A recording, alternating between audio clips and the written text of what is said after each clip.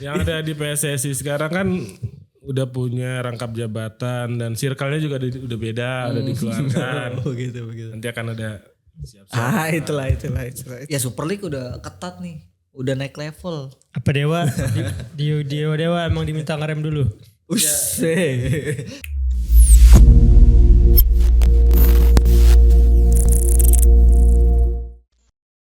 Kembali lagi di Ruang Pandit sama gue Ajit. Abdillah. Iya, Rawan. Dan akhirnya saya kembali, Mas Ira dan Abdi kembali.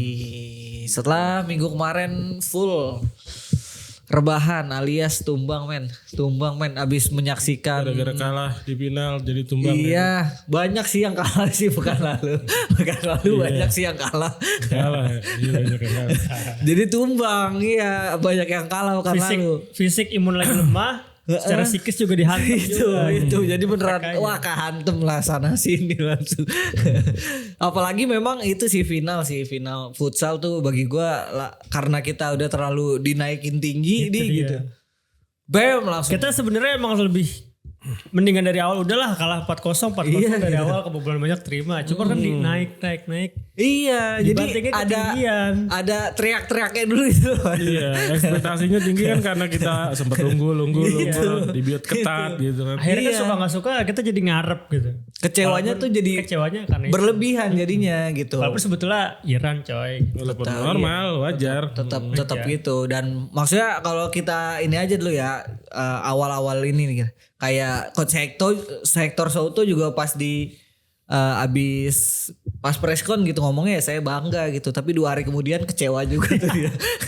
Kecewa juga, captionnya panjang tuh coach, izin coach. Baru kepikiran itu dia. Iya. Baru berasa tuh dia. Baru berasa tuh kayak kepikiran anjir harusnya menang sih. Setelah dievaluasi, ditonton ulang, ngobrol dengan pemain baru deh kebuka dia. Baru kebuka kayak anjir harusnya bisa menang sih itu kemarin. Satu udah tumpukan 6 pemain lah udahlah. Langsung kecewanya berasa 2 hari kemudian.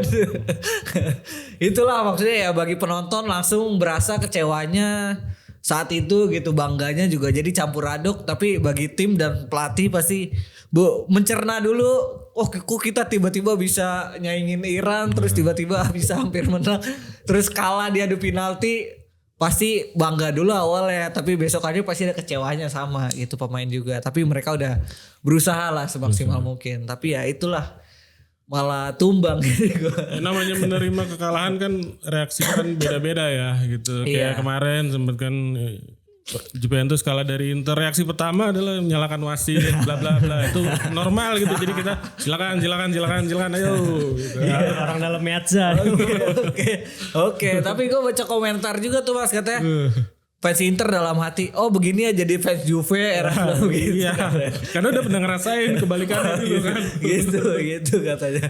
Ya begitulah namanya fase menerima kekalahan, pasti nantinya oke lah ya nggak apa-apa lah gitu. Butuh waktu untuk mencerna. Iya itu dia.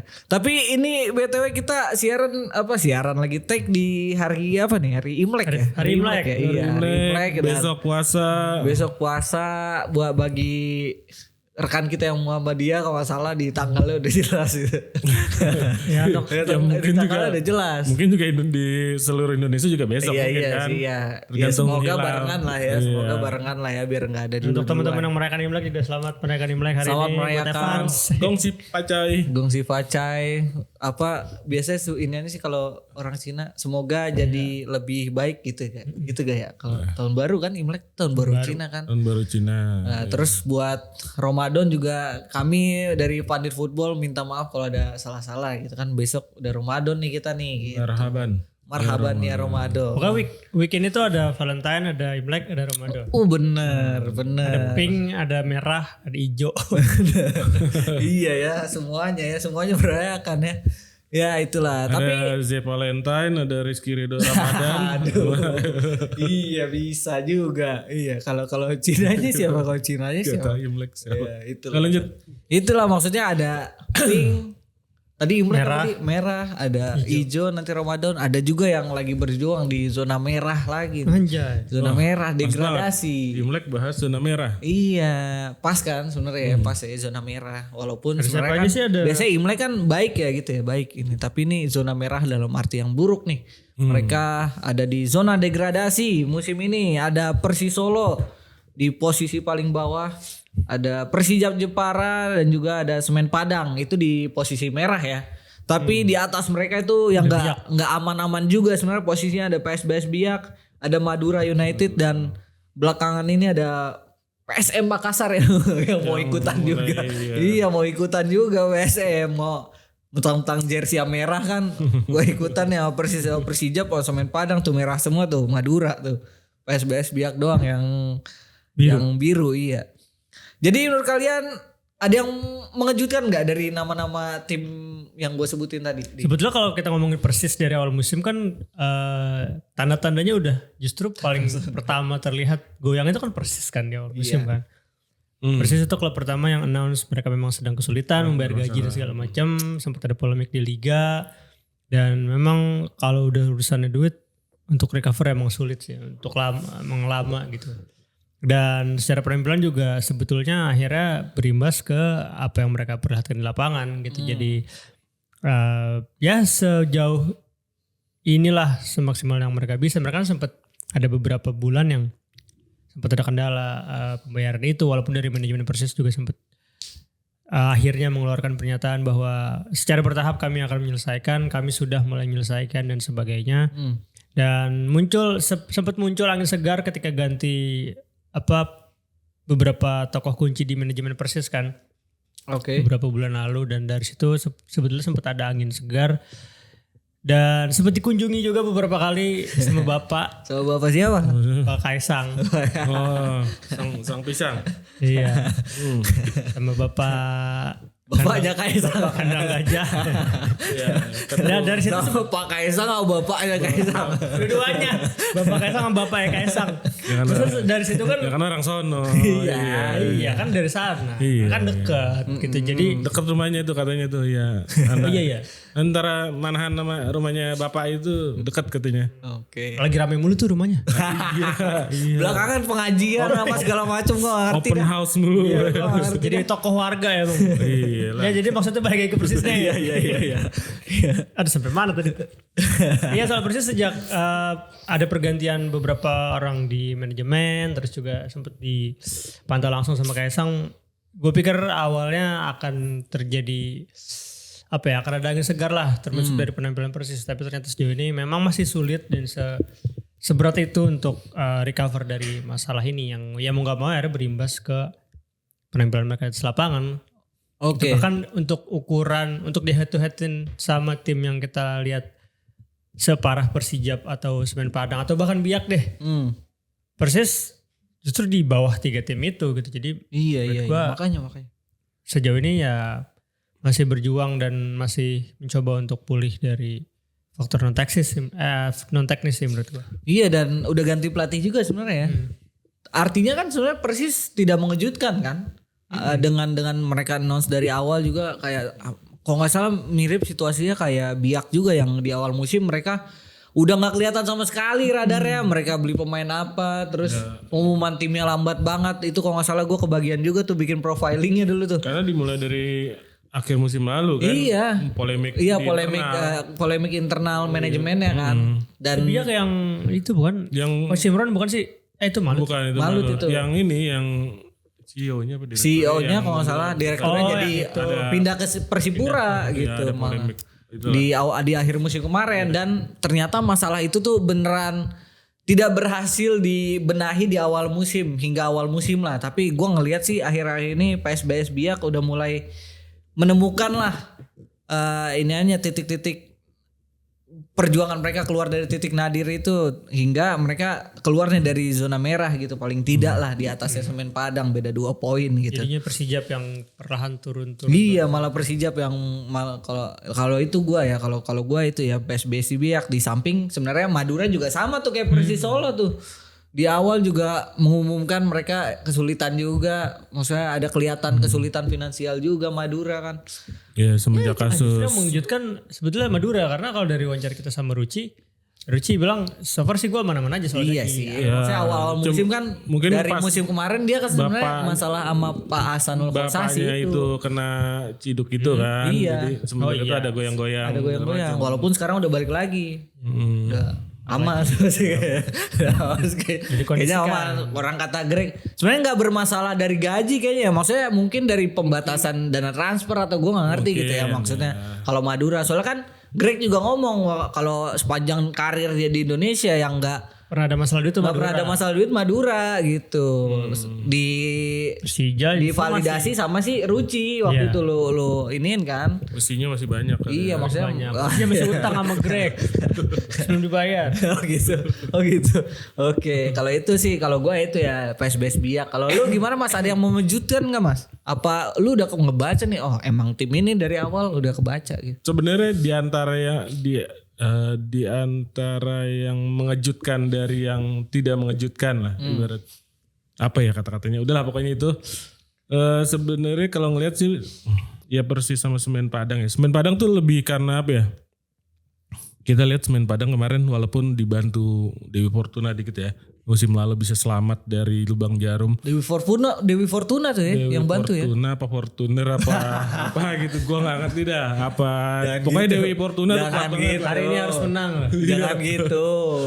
Papa Jogri, Papa Ferry, Papa Erik. Pokoknya wasit bekerja dengan baik lah. Iya, nanti di-call papahnya. Ya pokoknya kita kesampingan hal-hal non teknis yang itu ya. Tapi kalau kita ngeliat kan musim lalu tuh secara klasemen aja kita pasti berpikir mustahil lah Semen Padang bisa selamat dengan kondisi kayak gitu. Sampai akhirnya di akhir-akhir menang bla bla bla. Sampai akhirnya yang tergusur ke bawah kayak Persita sempat pokoknya di persaingan di papan bawah tuh sempat panas sampai akhirnya Semen Padang selamat dari lubang jarum. Dan malah PSS kalau nggak salah yang akhirnya turun. Oh, ya. Padahal PSS udah berjuang banget tuh. Menang Persija di ending tuh. Oh iya kan banyak keanehan, banyak keajaiban gitu luar biasa ya seperti ciri khas Liga Indonesia lah pada umumnya. Sampai akhirnya si Bapak Prem Oren itu siapa? Aku lupa. Background Oren Bapak Jije. Oren itu kan sempat mengeluarkan statement kita bisa selamat dan lain sebagainya. Musim depan kita akan apalah luar biasa. Pokoknya kita akan bangkit bla bla bla segala macam. Dan ternyata di awal musim nggak sesuai ekspektasi. Walaupun udah beberapa transfer dilakukan.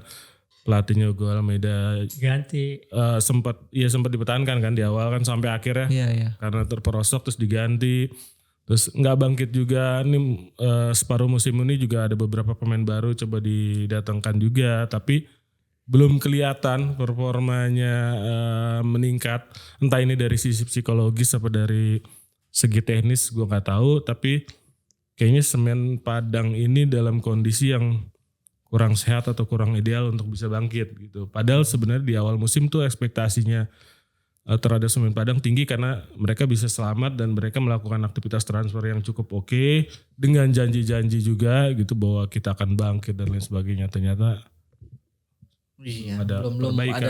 belum ada jawaban kondisinya di atas lapangan lah ya. Musim lalu juga nih. Apakah selamat lagi dari lubang jarum kondisinya akan terus begitu? Apakah selamat 2 kali gitu maksudnya? Iya sih, justru iya kalau gue juga mengejutkan ya Semen Padang karena di awal musim benar kata Mas Irawan ada cawa-cawa bahwa Semen Padang akan berbeda dari musim lalu. Terus memang melihat aktivitas bursa transfer mereka yang gue ngeliatnya cukup bagus sebenarnya.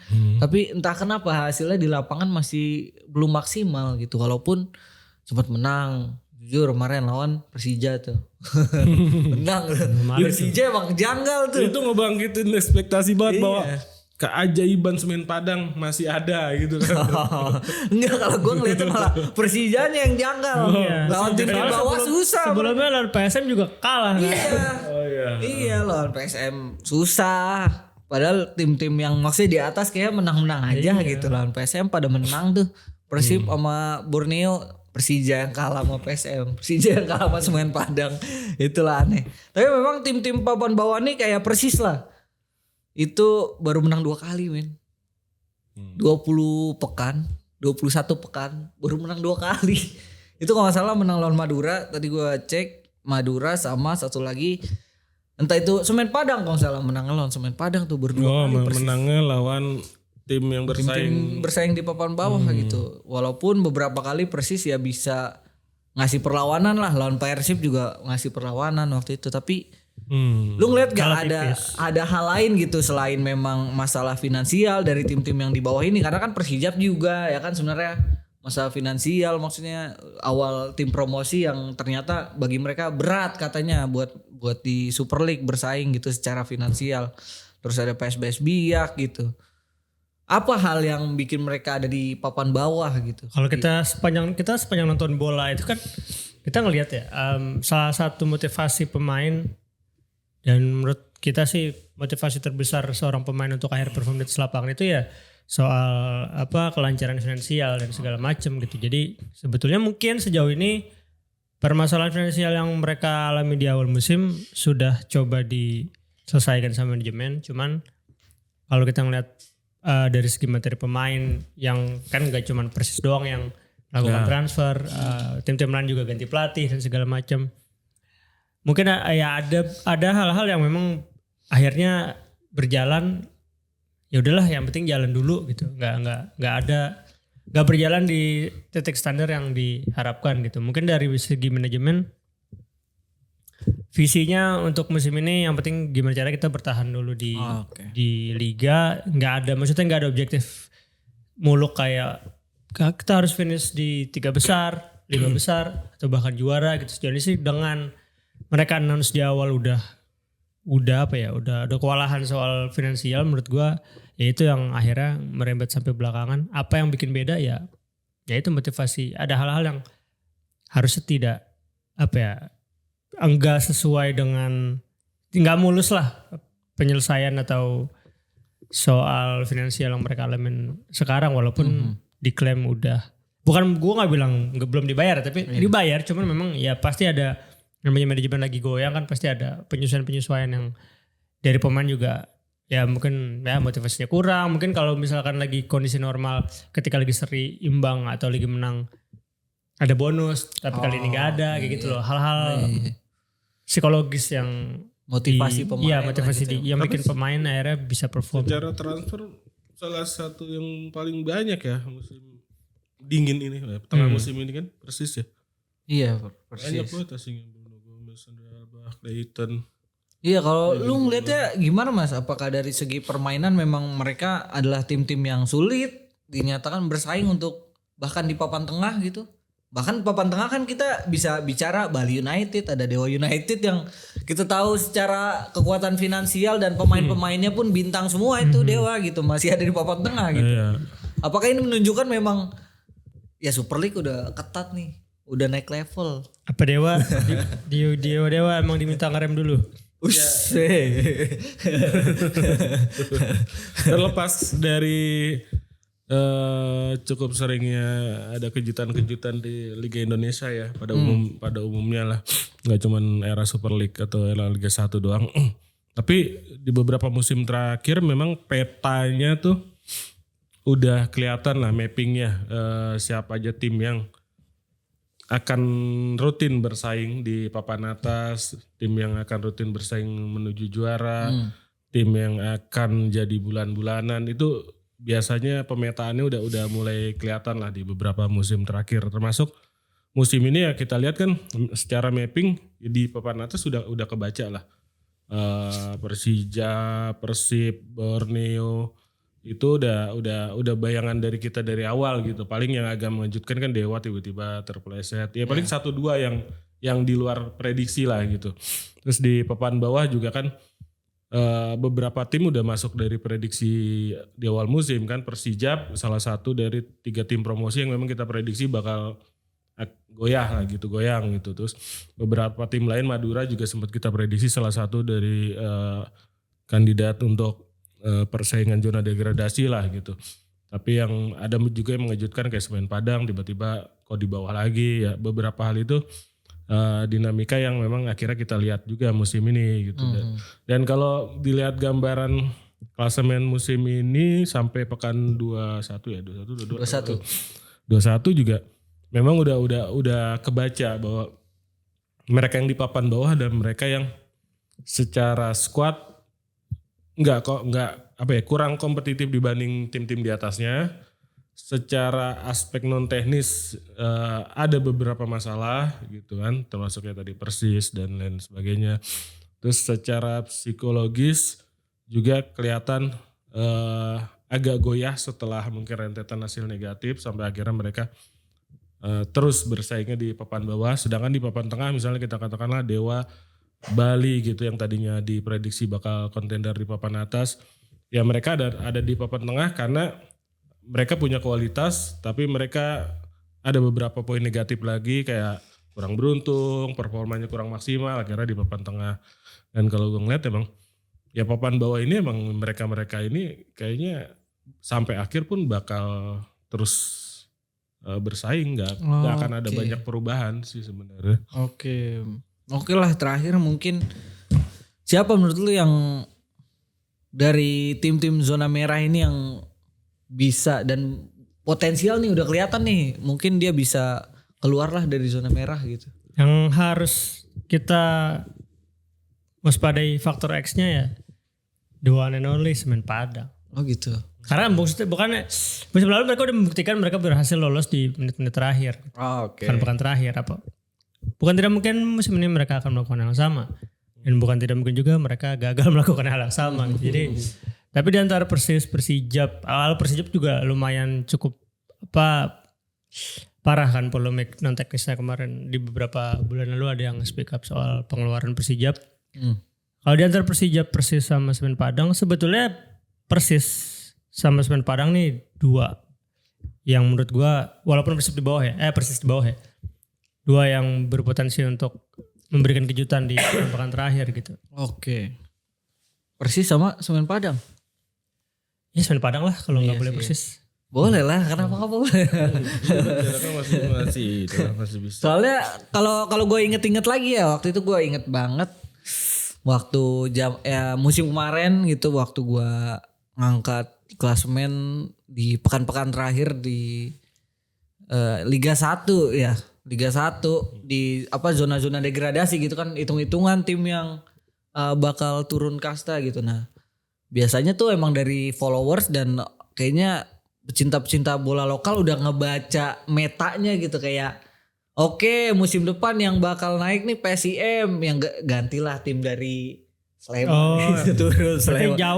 Kuota Jawa berkurang gitu, berapa? Iya, gue juga baru tahu ya, gue baru tahu gitu kalau gue. Cuman pas baca-baca komen bisa jadi sih, bisa jadi. Ya musim depan yang turun misalkan Biak diganti sama Persipura. Iya gitu maksud gue itu. Tapi ada di Yaksa Brothers nih, Yaksa Brothers bakal naik. Siapa yang berani melawan Yaksa Brothers? Yaksa Brothers. Oh mungkin Persis Yaksa. Garuda Yaksa sama Adi Yaksa, Lebak Bulus Yaksa Brothers ya bener. Aduh.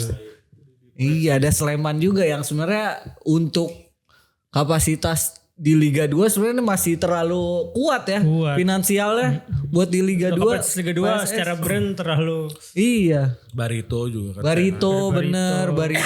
Kemarin sempat baru kalah dari Persipura. Emang beberapa tim yang makanya itu sebenarnya kan musim lalu tuh yang kalah tiba-tiba Barito sama Sleman tuh, Madura sama Semen Padang yang kita dulu tuh kalau nggak salah memang mereka di bawah tiba-tiba naik. Madura sama ini Semen Padang. Iya. Tapi dia sampai di atas aja Semen Padang musim kemarin tiba-tiba. Ya itu kalau lu gimana Mas? Siapa yang punya potensi lah dari segi skuadnya, pelatihnya, permainannya dan lain-lain? Kalau dari pergerakan di tengah musim ini sih kelihatan Semen Padang sama Persis serius banget ya untuk bisa selamat. Persis dengan kedatangan berapa lebih dari 5 pemain asing baru kan. Salah satu yang terbanyak rekrutannya. Tapi kelihatan. Persis kan gitu. ngambil apa pemain asingnya kan biasanya ketipu brosur. Iya itu salah satu ininya lah ya. Tapi memang masalahnya Persis ini udah di zona, nggak cuma zona merah tapi juga juru kunci, dan secara psikologis Persis salah satu yang udah goyang banget aspek psikologisnya para pemainnya. Jadi ini sebenarnya masalah berat untuk Persis bisa naik gitu. Tapi kalau Semen Padang masih di posisi yang sebenarnya cukup oke. Secara memang sempat ada gangguan psikologis ketika mereka merasakan tren negatif gitu. Tapi dengan kekuatan Bapak Orange itu kan sebenarnya semua bisa diatur lah gitu. Semen Padang rekrutannya juga cukup oke. Sebenarnya ada peluang lah untuk bisa naik dengan kondisi PSBS Biak juga sebenarnya emang di skenario awal kondisi mereka udah nggak ideal untuk bisa bertahan. Kayaknya bukan mustahil PSBS bakal kehabisan bensin. Semen Padang bakal naik gitu, bukan mustahil. Iya, PSBS digantikan Persipura lah. Gitu. terlalu ini Mas apa? Lurus banget gitu maksudnya ini. Kalau Semen Padang diganti Yaksa masuk kan satu gerbong tuh. Tidak masuk. Garuda Yaksa bisa jadi. Satu ini. Masa iya? Satu circle. Masa sih? Tapi kan Pak Andre nggak mungkin lah ini Pride. Padang, Semen Padang Pride. Iya, Sumatera. Iya, Semen Padang Pride. Sumatera nggak ada perwakilan lagi ya. Cuman kan Semen Padang padahal ini ya Pak Andre tuh jadi salah satu yang berisik banget lah gitu di sosmed. Tapi ini ya pendukungnya apa pada nggak takut mungkin di ini nih apa di dukung siapa? Di iniin PSSI lah apa di iniin I-League lah gitu, nggak takut lah gitu. Nggak takut circle-nya siapa Pak Andre sekarang? Iya maksud gua admin negara aja.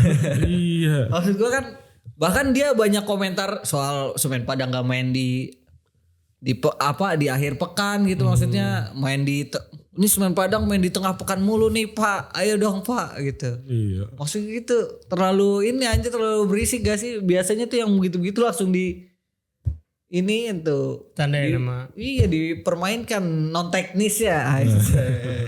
Bahasa siapa sih ya gitu-gitu dipermainkan non teknisnya.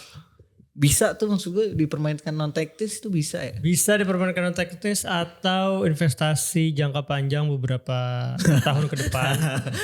Akan ada langkah-langkah yang mungkin akan di RK kan. Oh gitu. Kita nggak tahu di Jakarta mereka ada agenda apa gitu. Yang ada di PSSI sekarang kan udah punya rangkap jabatan dan circle-nya juga udah beda, udah dikeluarkan. Begitu. Nanti akan ada Itulah. Non teknis masih jadi pembahasan di sepak bola Indonesia, faktor non teknis. Jadi itulah menurut kami pembahasan soal zona merah di hari merah ini. Besok akan udah masuk ke bulan Ramadan dan kalau nggak salah memang Super League ini masih tetap berjalan. Besok dari kita shot ini ya? Iya, mudah-mudahan lah ya. Maksudnya memang udah seperti biasa lah ya gitu, Super League tetap berjalan di waktu era Liga 1 juga masih tetap berjalan, cuman dengan penyesuaian jam tayang gitu, penyesuaian jam tayang, penyesuaian jam main lah. Biasanya lebih malam. Bukan jam tayang doang sih, ya jadwal jam kick-off main ya, jam main. Gitu, jadi jam main. Habis terawih gitu, jadi jam malam 8 banget. lah ya, 8 atau setengah 9 gitu kadang-kadang. Dan itu beneran habis terawih sih jam setengah 9 tuh ya. Ada kan soalnya kan ada yang cepet-cepet gitu maksudnya terawihnya. Kalau nggak salah pemain juga kan kalau gua nggak salah sempet ada tuh waktu itu eranya Supardi Nasir apa eranya siapa gitu. Pemain tuh emang ada yang terawih dulu gitu di stadion beberapa pemain gitu yang wah luar biasa sih itu, gue respect gitu. Artinya kan memang jam buka makin kesini makin dekat. Iya gitu. Artinya memang maksudnya ini udah dalam pembahasan jauh-jauh hari gitu kan soal penjadwalan ini gitu. Penyesuaian jadwal ini dengan banyak hal gitu. Walaupun dengan 7 pemain asing yang main gitu tetap aja gitu kan ada orang Islam gitu. Ada pemain Indonesia gitu. Ya. Iya, ada pemain asingnya juga. Aladin puasa-puasa juga. Aladin Ajerei ya, itu dia. Oke, buat kalian teman-teman yang akan berpuasa semoga dilancarkan 30 hari ke depan. buat kita juga. Oke, semoga kita berjumpa lagi di hari yang suci, yaitu hari Raya Idul Fitri. Oke, coba kalian komen-komen ya soal ini nih, zona degradasi persaingannya kayak gimana. Sampai jumpa di episode berikutnya.